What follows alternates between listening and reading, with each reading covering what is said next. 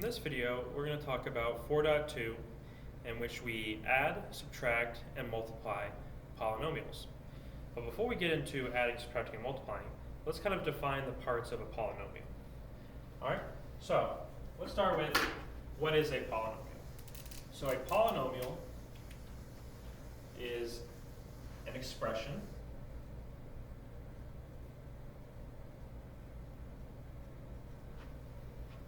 So it's an expression that is a monomial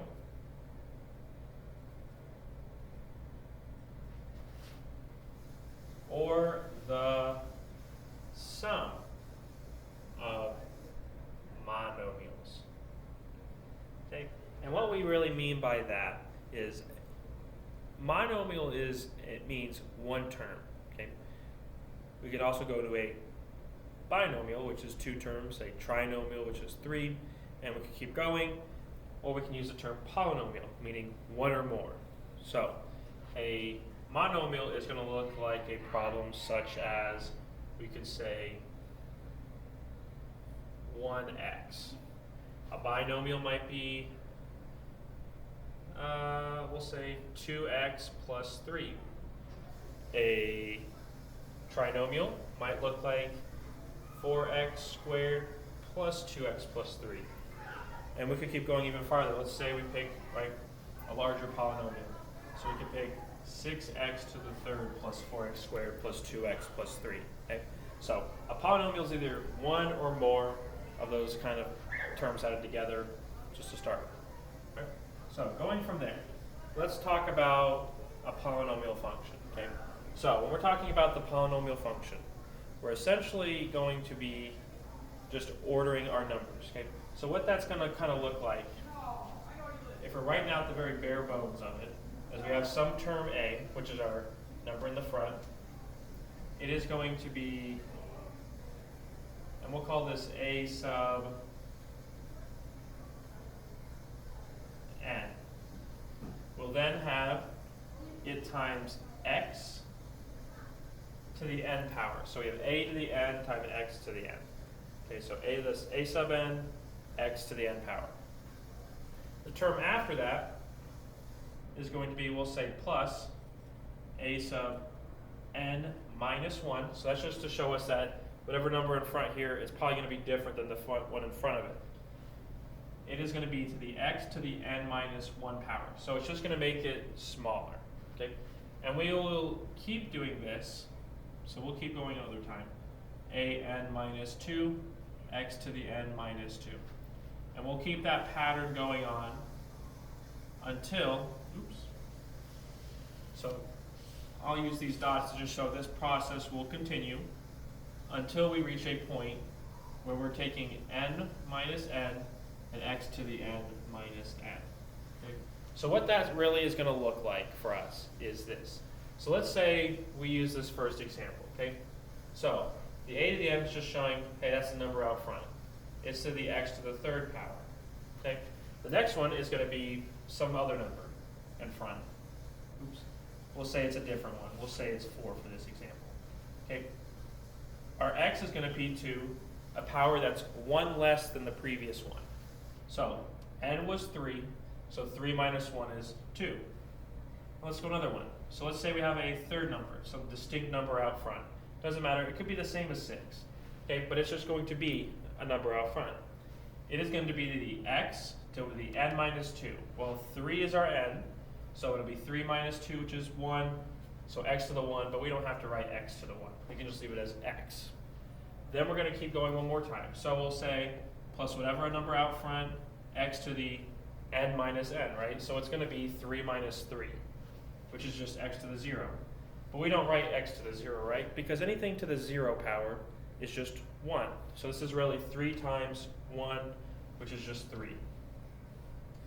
So all this really is saying with this polynomial function, okay, we're writing this part right here. It's just going to show us that we're going to put the numbers in order of how big their power is. That's all the function is saying with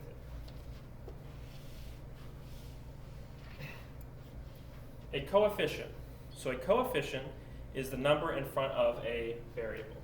So a coefficient is the number in front of a variable. The number in front of the variable.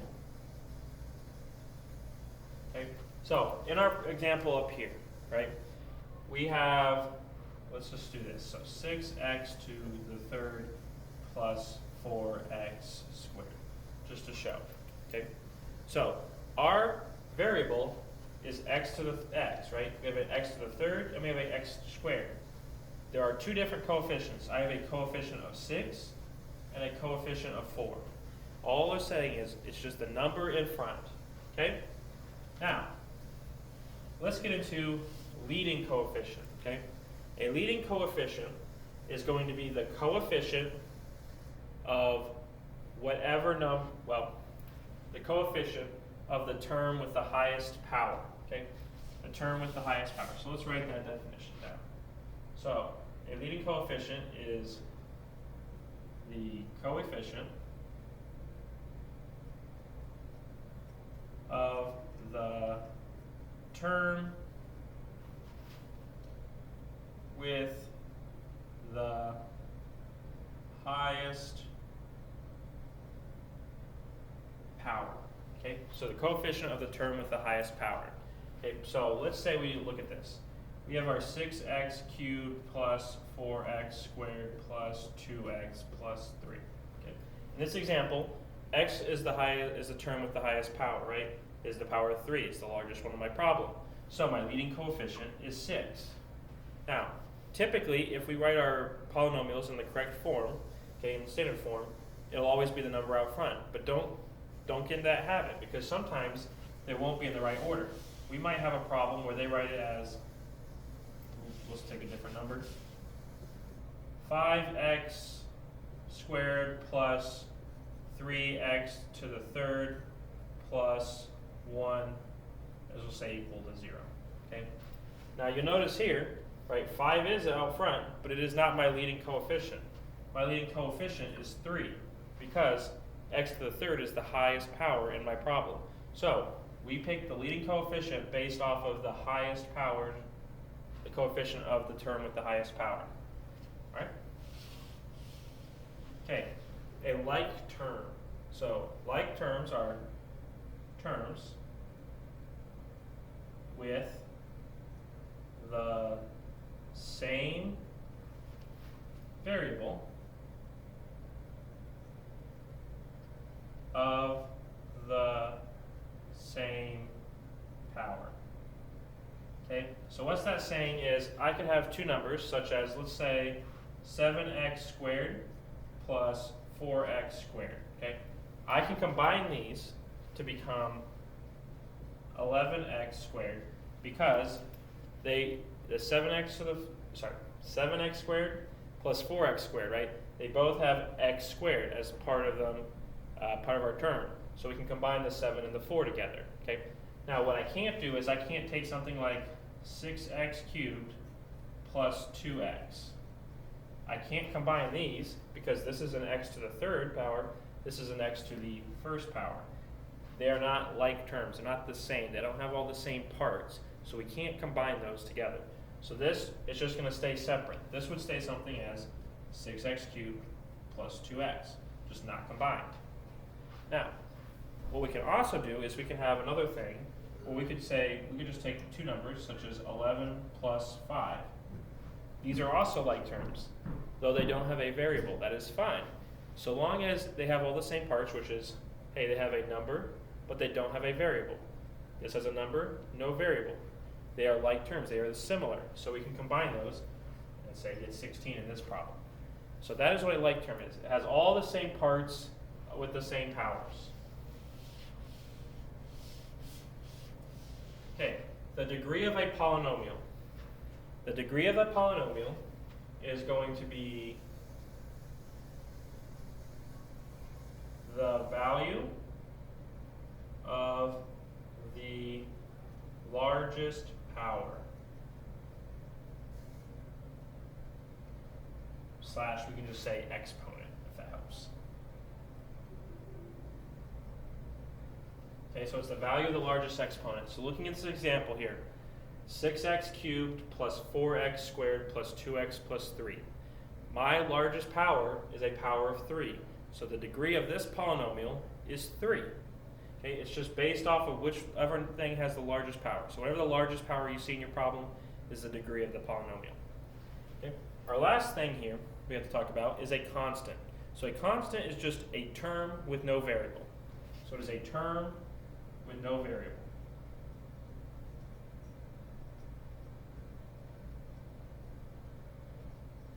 So in my problem up here, 6x cubed plus 4x squared plus 2x plus 3, okay, my constant is 3, because 3 is the only term that does not have a variable in this problem. Okay, now that we've kind of gone over the parts and we can talk about these terms, these definitions as we go through, now we can get into the actual adding, subtracting, multiplying, and dividing.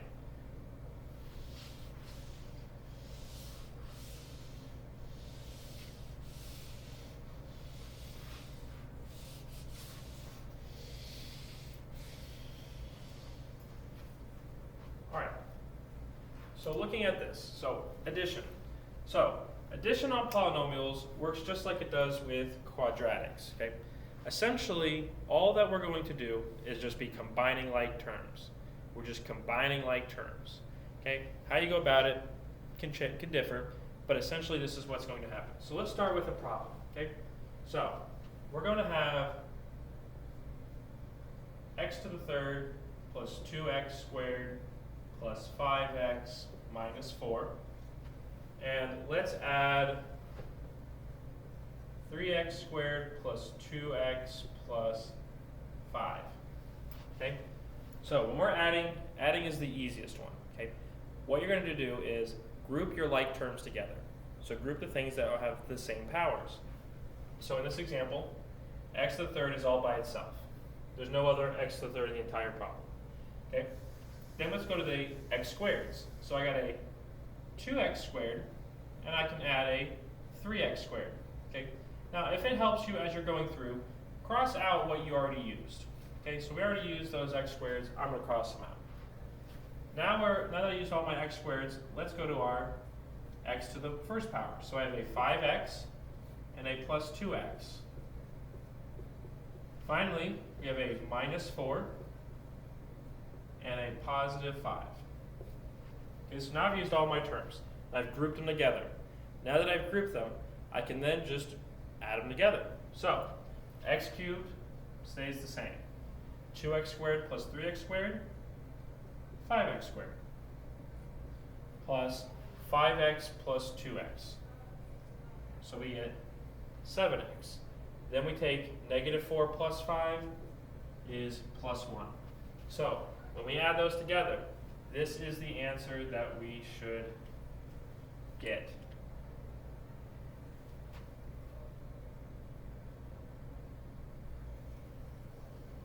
Well, looking at your notes, I believe that this one here would be a minus, but that's all right. Okay, now let's get into subtraction. Actually, let me keep this on here for no. Okay. So subtraction works extremely similar to addition. The only difference with it is when we subtract, we have to be careful about the signs. All right? So let's say we go back to that original problem. X cubed plus 2x squared plus 5x minus 4. And then we'll subtract minus 3x squared minus 2x plus 5. Okay, this time I did a minus 2x. Okay, now what's going to happen here is before we can get into doing the addition, okay, we're going to do a process called LCO. LCO stands for leave, change, opposite. Okay, so LCO. So what that means for us is we're going to leave the very first polynomial alone. We're not going to touch it, we're going to leave it alone. So what I'm going to do is I'm going to drop it right back down. So x cubed plus 2x squared plus 5x minus 4. We'll just drop it straight down. We're then going to change the sign in the middle. Okay? So we'll change the sign into the middle to addition. Then we're going to take the opposite. So whatever terms we have inside this second polynomial, we're going to take the opposite of it. So if it's a positive, it becomes a negative. If it was a negative, it becomes a positive. So our positive 3x is now a minus 3x squared. Our minus 2x is now a plus 2x. Our plus 5 is now a minus 5. When we complete all these different conditions, okay, once we've changed everything around, now we can just do it like the previous problem where we just add it together, okay? So now we just combine our like terms after we've done our LCM. So the x cubed stays the same. Nothing's happening with that, okay? We have our 2x squared. Now we've got a minus 3x squared plus, and we'll cross these out as we go through it, 5x plus 2x. Then we've got plus a negative 4 minus 5, okay? Then we just combine the like terms together. So x cubed plus 2x squared minus 3x is actually going to be a minus x squared plus 5x plus 2x, 7x, minus 9. This would be our final answer for that problem. Okay. Nothing too hard, fairly simple with these. Okay. LCO to change the signs from subtraction to addition, and then change all the signs in the last term. Okay. Then we just added like our previous example. Okay. Now we're getting to multiplying. So multiplying, there's a couple different ways that we could go about it. Okay. There's no one right or wrong way. Okay, we're going to talk about the first method, which is going to be multiple distributions. So multiple distributions. Okay, so multiplying polynomials works just like when we're distributing, right? So distributing is, right, when we have something like this. So 2 times the quantity x plus 3. Okay, distributing was saying, hey, we take the number on the outside, it goes to everything on the inside. So right, this would give us 2x plus 6. Essentially, we're going to set up multiple problems like this. So let's do an actual example. So let's say we have 2x squared plus 3x plus 1. We're going to multiply that by 3x squared plus 5x plus 2. Okay? Now, from here, what we're going to do is we're going to break up this first one as multiple kind of distribution problems. So I'm going to write this as 2x squared times the quantity 3x squared plus 5x plus 2 plus, we'll say 3x, so our second term, times that same quantity, 3x squared plus 5x plus 2, and our last one, plus 1 times 3x squared plus 5x plus 2. Okay? Now from here, what we can do is we're just going to distribute. Okay? So 2x squared times 3x squared is going to be 6x to the 4th. 2x squared times 5x plus 10x cubed. 2x squared plus 2 plus 4x squared. Okay? So there we got our first one done. Now we do it again. So 3x times 3x squared is 9x to the 3rd. 3x times 5x is plus 15x squared. 3x times 2 is plus 6x. Then we have our last one. 1 times everything, right? It's just going to be the same. So we'll just get that 3x squared plus 5x plus 2. We'll drop it straight down. Okay? Now what we're going to do is, just like when we were adding polynomials before, it's the same process, except now we've got 3 different problems to kind of look at. So let's take our first one. So we're having our 6x to the 4th. I don't have any other things that are to the power of 4, any other terms. So what we can do then is go to the next one. So plus 10x cubed. Okay? Then I look for any other x cubes. I've got a 9x cubed. So plus 9x cubed. Plus, we'll go to the 4x squared. plus 15x squared plus 3x squared. From here, now we're going on to the x to the 1 power. So here we're going to have plus 6x plus 5x. And then we're just left with a plus 2 at the end. Now we can combine those together. So we get our 6x to the 4th, 10x cubed plus 9x cubed is plus 19x cubed, plus 4 plus 15 is 19, plus 3 is going to give us 22. X squared plus 6x plus 5x is plus 11x plus 2. This whole problem here, right, is now our answer for this. So after we've multiplied those out, this is the answer we get. Okay? So setting up multiple distributions. Okay? This is the preferred method for it. Okay? But what you can also do is you can do the same thing, but instead of setting it up as multiple distributions, you could also FOIL it out. Okay? So drawing arcs like we did here, but only doing it from here. It gets a little bit messy and confusing where you get to, but you get to the same answer either way. Okay? Now let's show, we won't show that method just for brevity here. Let's get into our our last thing with this. Okay, one of our last things. So we're going to look at the degrees. So right, the degree of a polynomial, right, is purely based off of how big the largest power is for it. So let's say, let's make a chart here.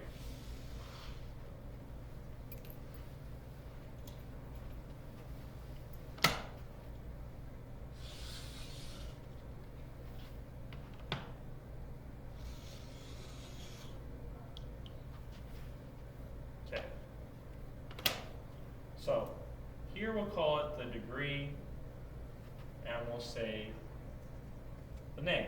So when we have a degree of 0, that means we're going to have a constant. It'll be just a constant. So an example for that, and we'll include a table column for examples. An example would just be some number. We'll just call it 7. Okay? Now let's look at the next one. Let's say a degree of 1. We would call this linear. Okay? An example might be something like 6x. So x is to the power of 1, our highest power. So 6x would be linear.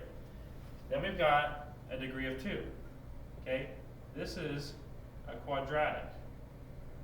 This is a problem like 3x squared plus 5x plus 1. Okay? Noticing how our terms are getting more and more terms as we're kind of going along. Now, let's kind of throw a curveball in there. Okay, so we have a degree of 3. The name of a degree of 3 is going to be cubic. Okay? Now let's say I give you a problem like this, where I give you 8x cubed plus 4x minus 6. Now what you notice is I didn't add an x squared term, and that's okay. It doesn't necessarily have to have that, okay? In order to be a cubic, it just has to meet the condition of having a degree of 3. One of the terms has to have a degree of 3, the highest one. Okay? That's how we meet the condition of this being cubic, even if it doesn't have all those terms, even if we're missing one. Okay? The last one that we're going to talk about is degree of 4. Degree of 4 is called quartic. Okay? So quartic. Another example might be 9x to the 4th plus 5x cubed plus 2x squared plus 8x plus 3. So this would be a full quartic problem there, right, with all the terms there. So that's quartic. Okay? Now, one last thing that we kind of need to go over is how to determine if a function is a polynomial. So how do we determine if a function is a polynomial? Okay, so in order to determine if a function is a polynomial, okay, we have to look at our variables. Okay. So let's say I give you a problem like this. So we'll give you 2x squared plus 5x plus 1. Okay. This is just a standard quadratic problem. Okay. I know this is a polynomial because all of my terms, right, I have them all, they're all normal here, right? I have 2x squared plus 5x plus 1. That's what you'd expect to see. Okay. But if I give you a problem such as this, we'll say negative 3/7 x cubed plus 7 over x minus 3. Okay. This problem would not be a polynomial function. The reason for it to not be a polynomial function is because I have a x in the denominator. Okay. When we have an x in the denominator, what's really happening there is we could rewrite this even as negative 3/7 x to the third plus 7x to the negative 1 minus 3. Okay.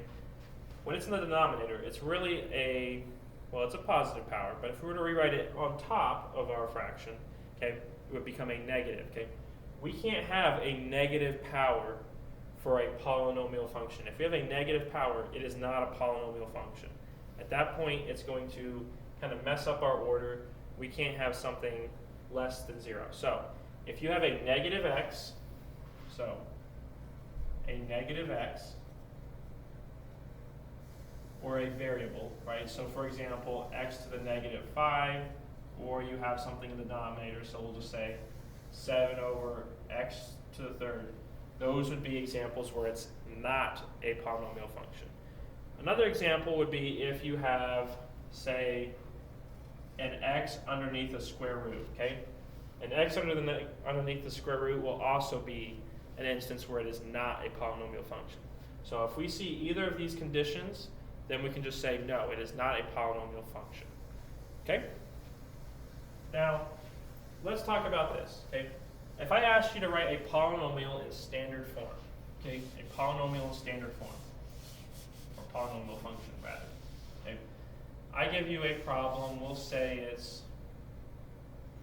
4x plus 2x cubed plus 1 minus 7x squared. Okay? In order to rewrite this polynomial function into standard form, all you're going to do is just order the variables and the powers from least to greatest. So my largest power is 3. So I'm going to rewrite that as 2x cubed. Then we take our next largest power, which is minus 7x squared, followed by plus 4x, and then plus 1. Now we've rewritten this problem here into standard form. Okay. Then I could look at this problem and say, hey, this problem is cubic because it's a power of 3. So it's cubic. Now I've got it in standard form. Hey, that leading coefficient, so that leading coefficient is 2, the number in front of my largest power. And from there, that's pretty much all I'm going to ask you about, what I need you to know about polynomial functions, how to add them, how to subtract them, how to identify the parts of them. In later lessons here, we'll go over how to divide them.